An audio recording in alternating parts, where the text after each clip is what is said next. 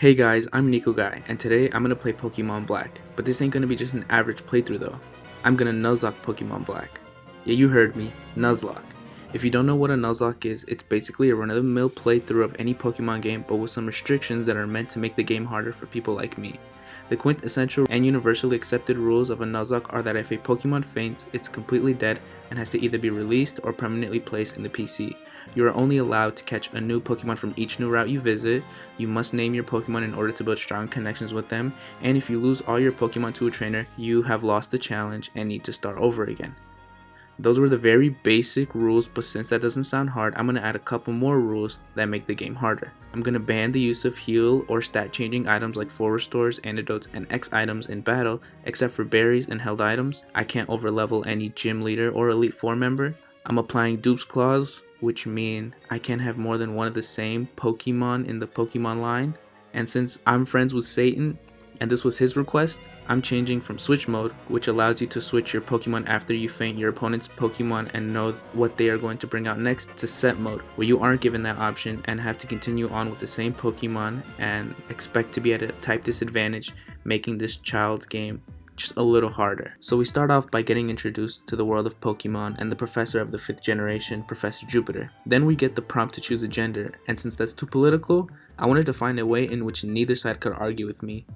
So I made 2 level 9 CPUs fight each other in Smash Ultimate, appropriately named Man and Woman, and the winner of that was, unfortunately, Woman.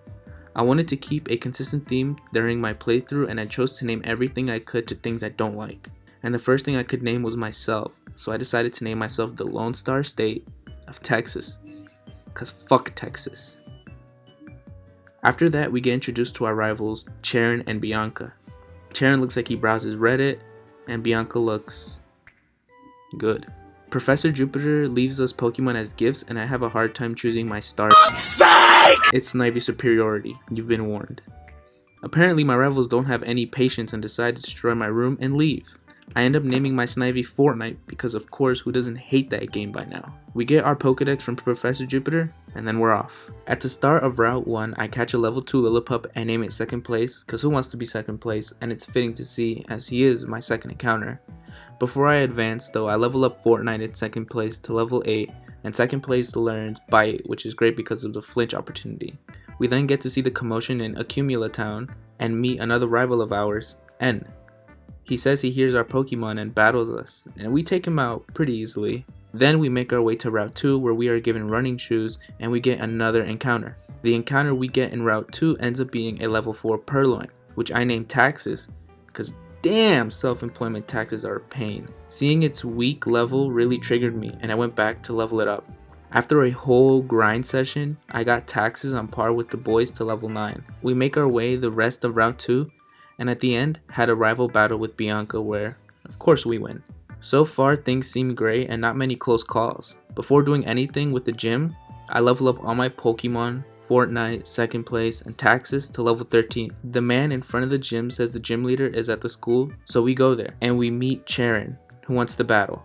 We beat him and he gives us, and after looking back at it, not very helpful item. He gives us orange berries and conveniently 3 of them. In this gym, the leader you face is determined by which starter you chose, and before entering the gym, Silent, one of the gym leaders, points you to the dream yard where a girl after fighting some trainers will give you a type advantage Pokemon. In this case, since I chose Snivy, I'm weak to fire. So in theory, she will give me a Panpour, which is a water type, but I didn't want it to take a spot in my encounters because there's another Pokemon which I wanted to catch in that area.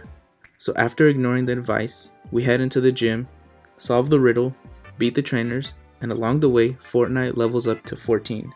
We make it to the leaders, where it is decided that I will face Chili, the fire type leader. The match started and the plan was to use Fortnite to take his Lillipup out and have second place and Taxes double team his ace, Pansear. While the first part of the plan worked out nicely, and as expected, the second part is where it took a dark turn. Lillipup was defeated and out came Pansear. Fortnite was still in and I knew he could take 1 Incinerate, so I decided to leer him to drop his defense. But that's when it all started. He started using Workup, and after a second leer, he kept using Workup, so I decided to see how much damage I was doing, and compared to how much he could have done, it was nothing. So I decided to lower his accuracy by switching to taxes and sand attacking him.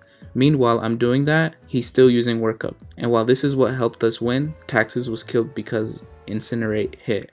Second place is definitely what he is, because even though he won us the battle with 2 bites, the real MVP was taxes. And I guess that could be used as a metaphor for something. While we lost the Pokemon, rest up taxes, we didn't lose the challenge, so with a heavy heart, we must continue.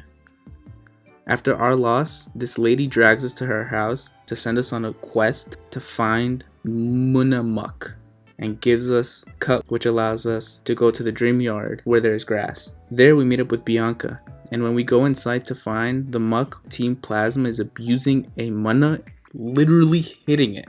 So we stopped him, they go away, and most importantly, we get a new encounter. The Pokemon I wanted to get in this route was Muna, and you won't want to see the smile on my face when we went into the bushes and I caught a Muna. I caught a level 8 Muna and named it Exorcist, because dreams, that thing scared me when I was little, still does, whatever. I had to Google if I spelled the name right or wrong, and I got it wrong, but I wasn't going to restart the whole game because I can't spell. Anyway, I started training my Pokemon a bit in the dream yard when I saw grass shake and realized Audino training was in the game, and that made me happy because grinding in this game is atrocious. I got Muna to level 15 with the rest of the boys and proceeded onto Route 3, where I had fun kicking the crap out of little kids in the daycare and stole the money they had with them. Along with that, second place evolved into Herdier. We then got stopped by Charon, who wants to prove he's stronger than me. We KO his Tepig and his Purloin, and then get stopped again because this girl's Pokemon got stolen or something. So after some healing, we go to the Wellspring Cave with Charon to retrieve the Pokemon and kick some Team Plasma ass. And also, because it's a new route or a new location, we get a new encounter. We get a level 13 female Roggenrola and name her Sniper Wolf because unfunny and unoriginal is bad and me no like. I wonder if people are saying why I haven't encountered my Route 3 encounter yet. And to answer that question, it's because in Route 3 there is a thick double grass which gives you 2 Pokemon, and it gives me a better chance to get a specific Pokemon. I get to the doubles grass and I get what I was looking for. I encountered a level 10 Blitzel and named it Cable, because who still watches Cable? And because fuck Cable prices. It's a total ripoff.